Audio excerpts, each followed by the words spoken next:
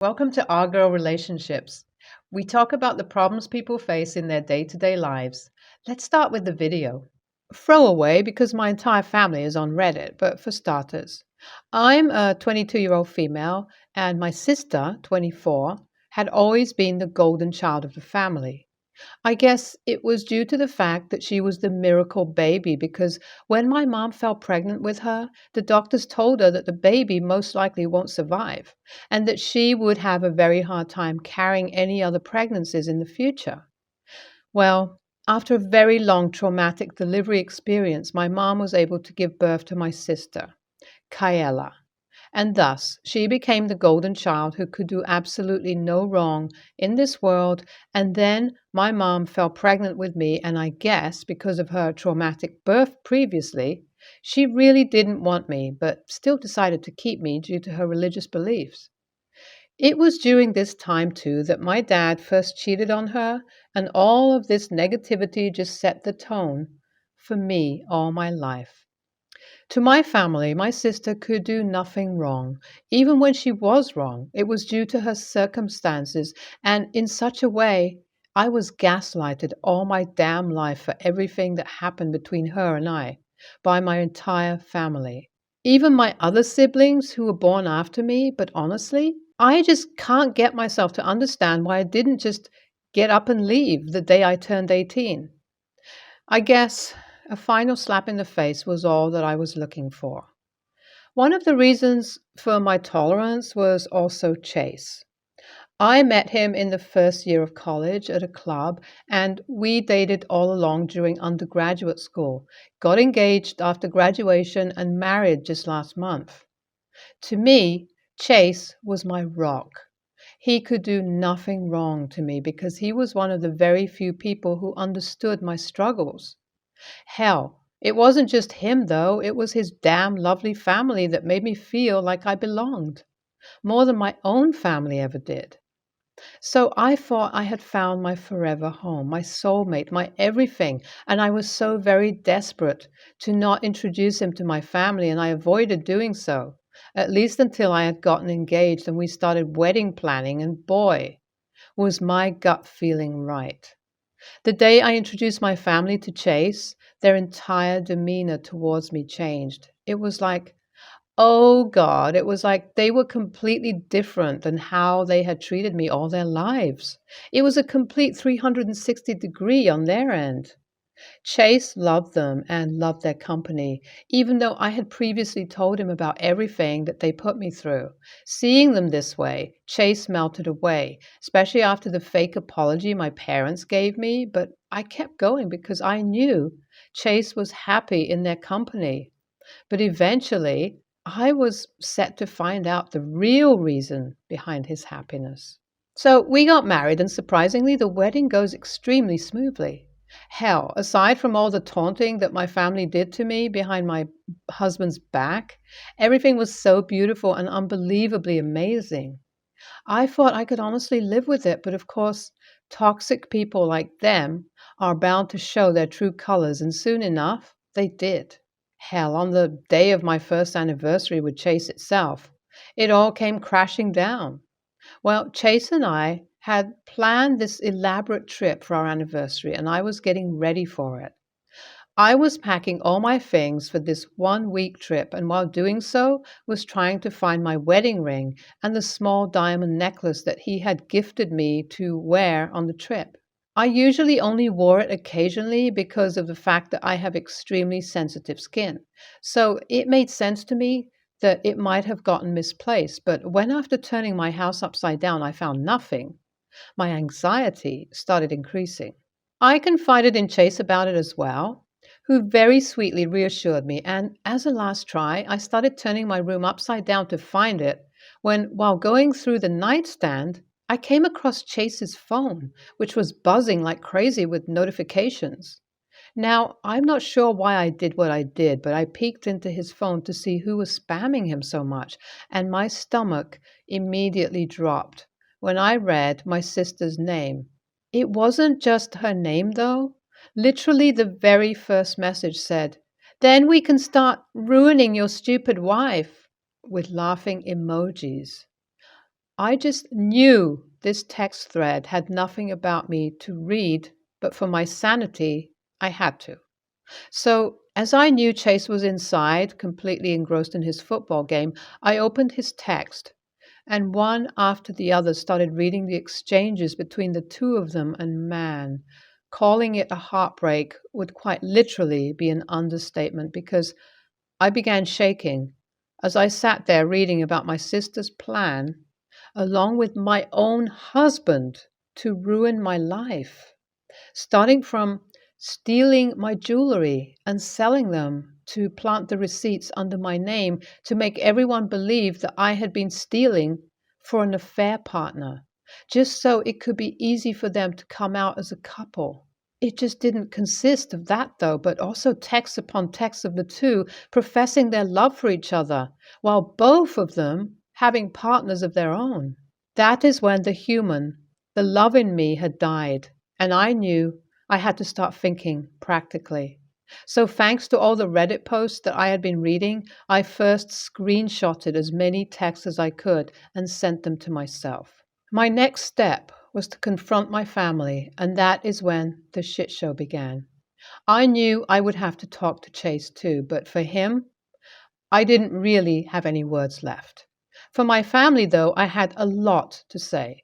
So the first thing I did was go to the lawyers and tell them about all the proof of infidelity, stealing, defamation through the text, and then drawing up papers for the lawsuit. It took a couple of weeks for everything to happen. Hell, I even went to our 1 year anniversary trip and spent time with this man because I wanted the lawsuit to fall on my family like a bomb. And oh boy, when it did, I didn't expect them to drop a nuclear weapon on me. It was the very next day after I had returned from the trip. I drove to their place and all hell broke loose as the open envelope from the lawyer's office sat on the dining table.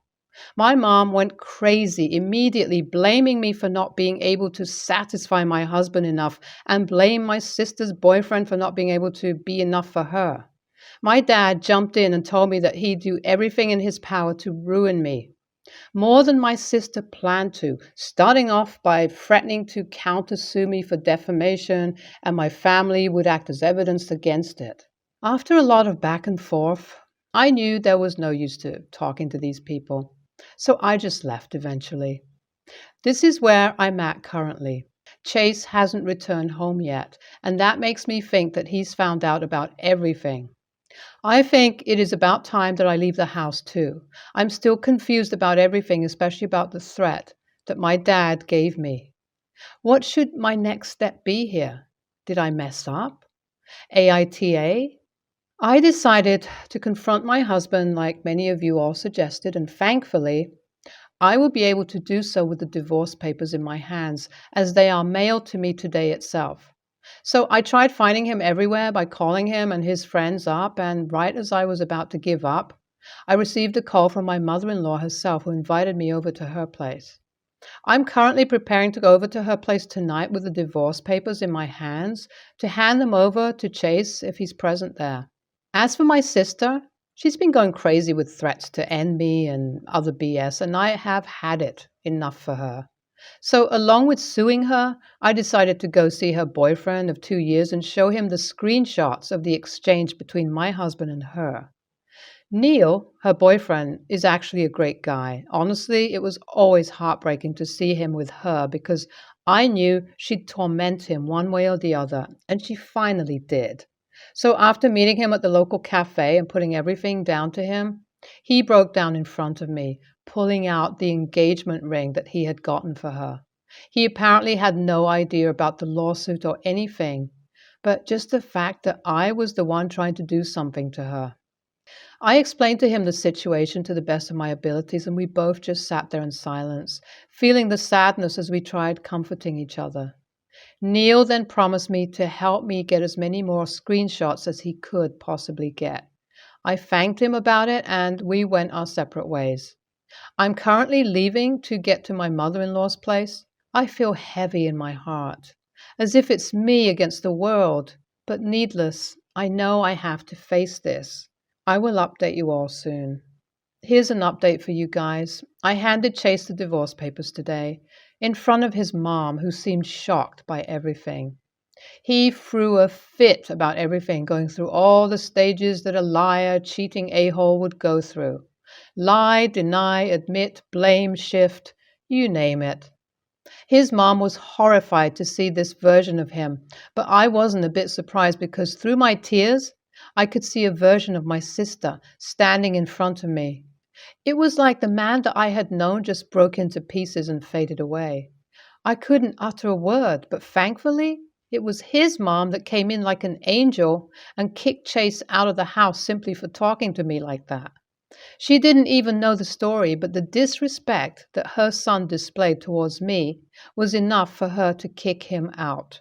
That is when I knew my mother-in-law was more of a mother to me than my own mom ever was. After Chase left, my mother-in-law comforted me, and after I reached a point where I could speak, I explained to her the entire situation, and she was dumbfounded as I was. She immediately called Chase's children and my father-in-law, explaining to them the entire situation, and they were not happy. All of them instantly disowned Chase, and he is facing a lot of trouble, especially due to the fact that the job he currently has is only because of his dad. If this wasn't enough support already, most of his immediate family came over to his parents' place with comforting things for me. His dad also promised to help me as much as possible in the legal process. I am eternally grateful for these people because without them, I think I wouldn't be as stress-free as I am currently. Hi all.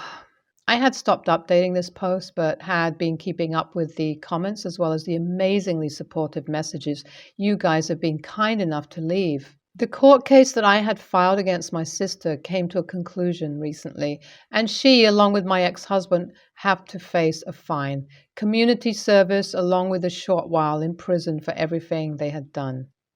Not just this, though, I also ended up getting a restraining order against my parents and other siblings after they tried breaking into my house multiple times after I refused to take back my case, since they realized that their false narrative clearly wasn't going to be taken into consideration over all the proof that I had over them.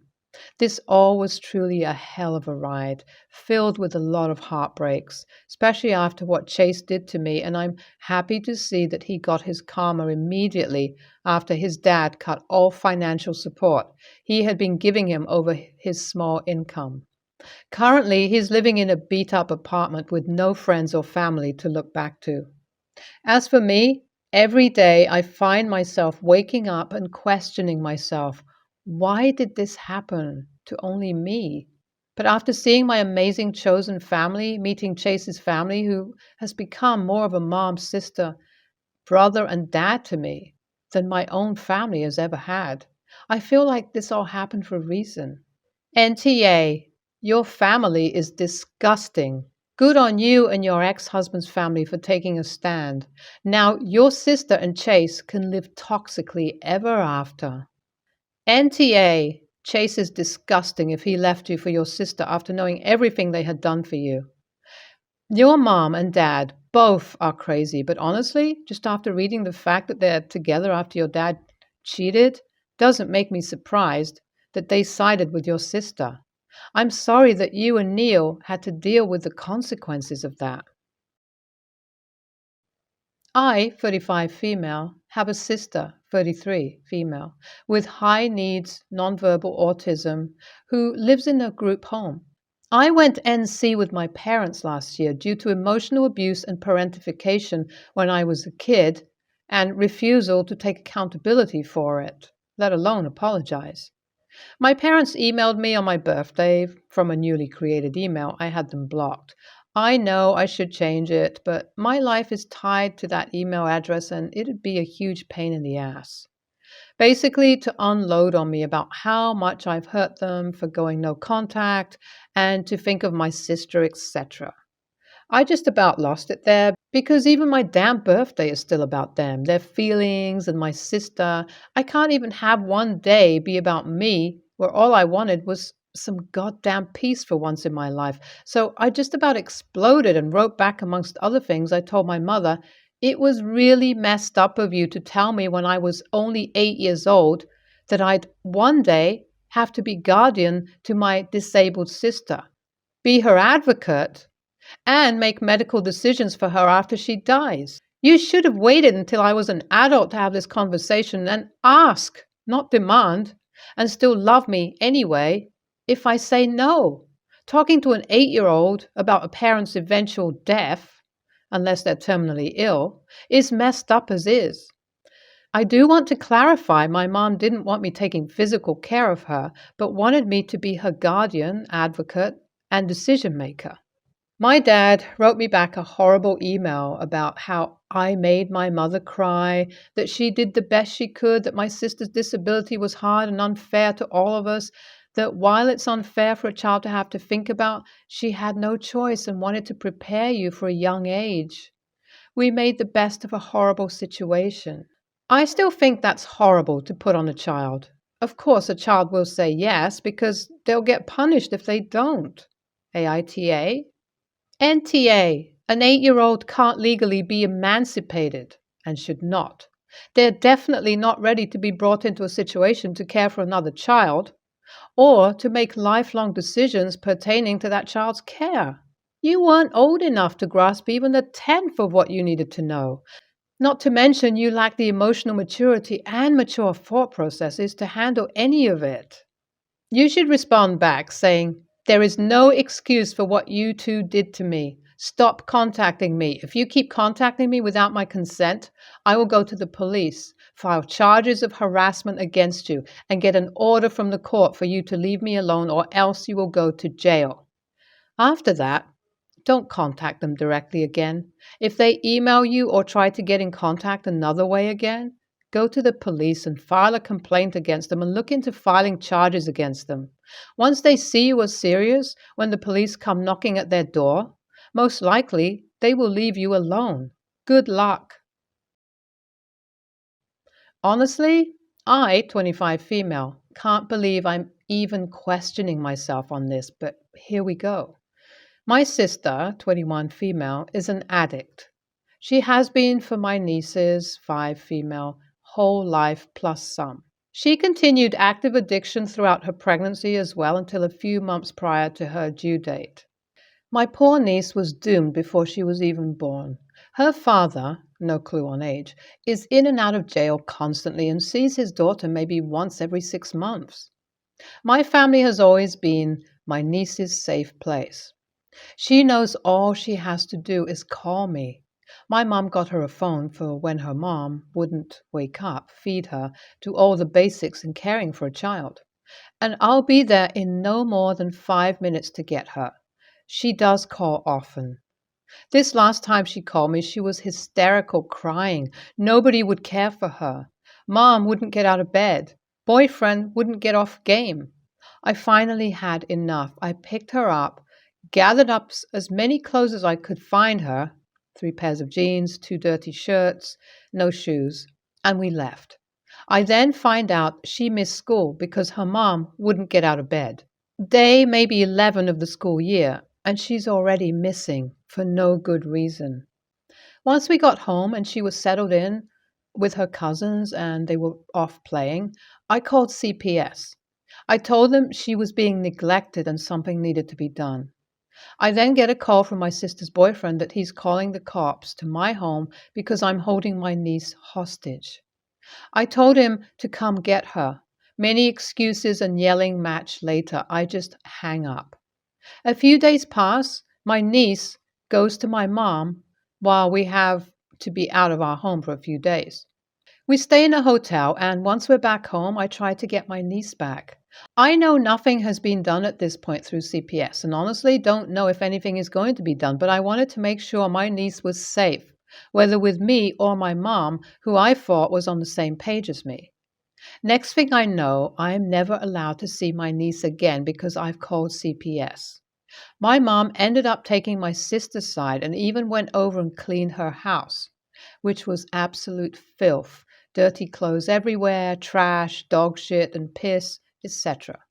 I'm so confused at this point. My family and I were fully prepared to take her in while mom and boyfriend got themselves back to a healthy, reliable state, not sleeping constantly and playing video games clean home, etc. So basically, what I'm asking is AITA for worrying about my niece's well being and calling CPS on my sister? NTA, obviously your sister and boyfriend are, but your mom as well. Next time your niece calls you because mommy won't wake up, call the cops and ask for a welfare check. Talk to a family lawyer and see how you can get custody of your niece without CPS and courts involved. CPS is mostly useless because they don't have enough funding or anything to do anything. Even if your niece is taken out, she can be placed in the worst environment unless you take her in.